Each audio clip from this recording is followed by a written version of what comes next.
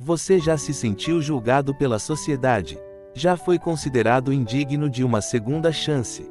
Já teve sua reputação tão manchada que parecia impossível recomeçar? Hoje eu quero contar a história de um homem que conhecia bem esses sentimentos. Um homem que vivia à margem da aceitação social, desprezado por seu próprio povo, considerado traidor da pátria. Mas que teve um encontro que mudou tudo, para sempre. Seu nome era Mateus, também conhecido como Levi. E ele era uma das pessoas mais odiadas em toda Cafarnaum. Mateus era um coletor de impostos. Isso pode não parecer grande coisa para nós hoje, mas naquela época, ser coletor de impostos era sinônimo de traição nacional. Ele trabalhava para o Império Romano, cobrando taxas de seus próprios compatriotas judeus.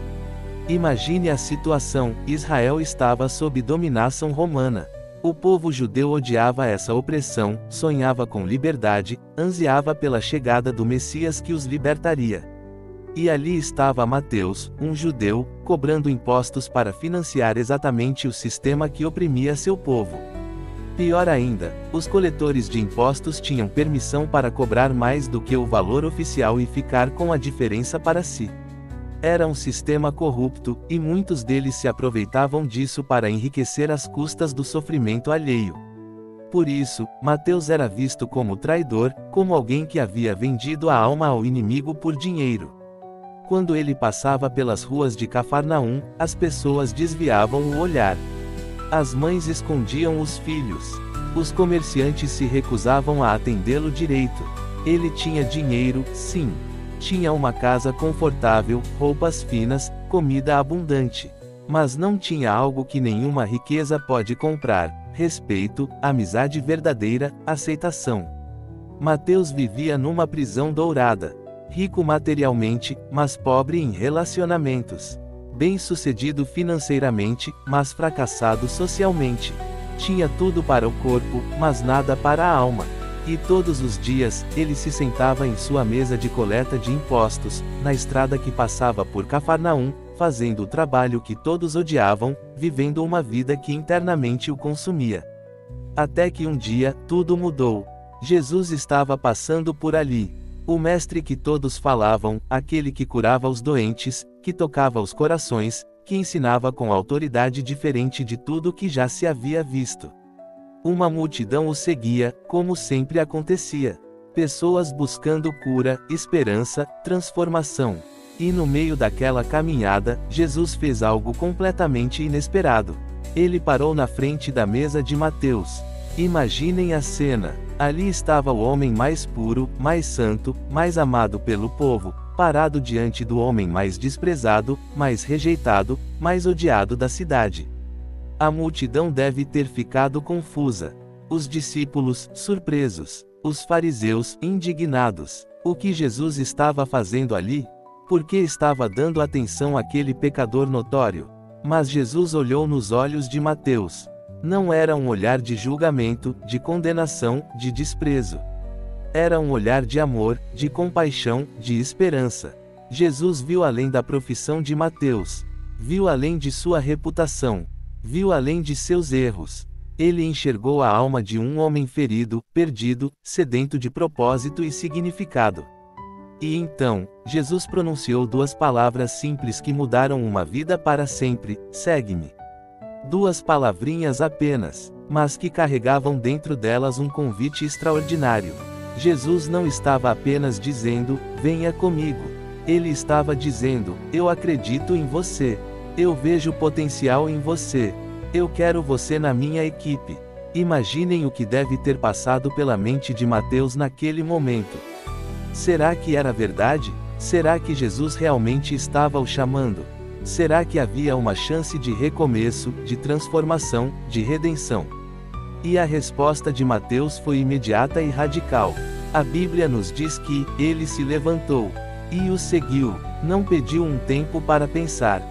Não negociou condições. Não fez exigências. Ele simplesmente se levantou da mesa que representava sua velha vida, abandonou sua fonte de renda, deixou sua zona de conforto, e seguiu Jesus.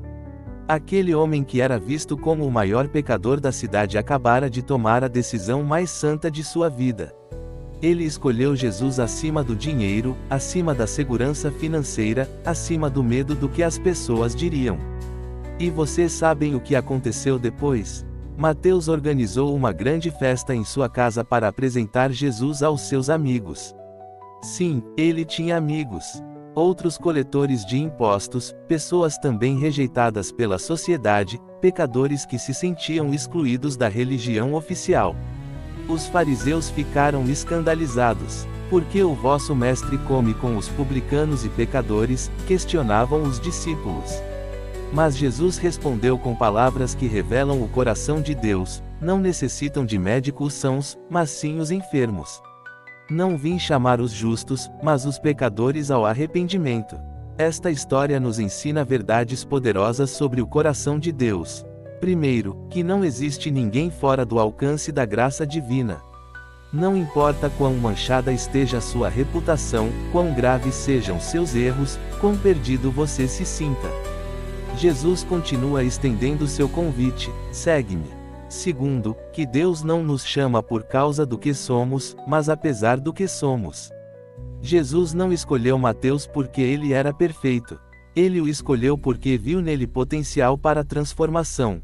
Terceiro, que quando respondemos ao chamado de Jesus, nossa vida ganha um propósito completamente novo. Mateus se tornou um dos 12 discípulos e depois escreveu um dos evangelhos que até hoje impacta milhões de vidas. Quarto, que nossa transformação pode ser testemunho poderoso para outros que se sentem perdidos. A festa que Mateus organizou foi uma oportunidade para outros rejeitados conhecerem Jesus. Talvez você esteja hoje se sentindo como Mateus se sentia antes daquele encontro. Talvez se considere indigno do amor de Deus, manchado demais para ser usado por Ele, perdido demais para ser encontrado.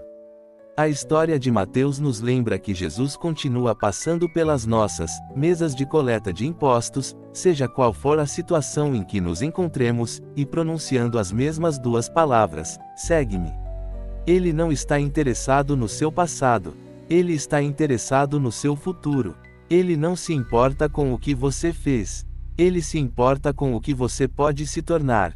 O mesmo Jesus que transformou um coletor de impostos desprezado num discípulo amado quer transformar sua vida também. Ele quer tirar você da mesa dos seus erros e te levar para a mesa da sua graça. A pergunta é: você está disposto a se levantar e segui-lo?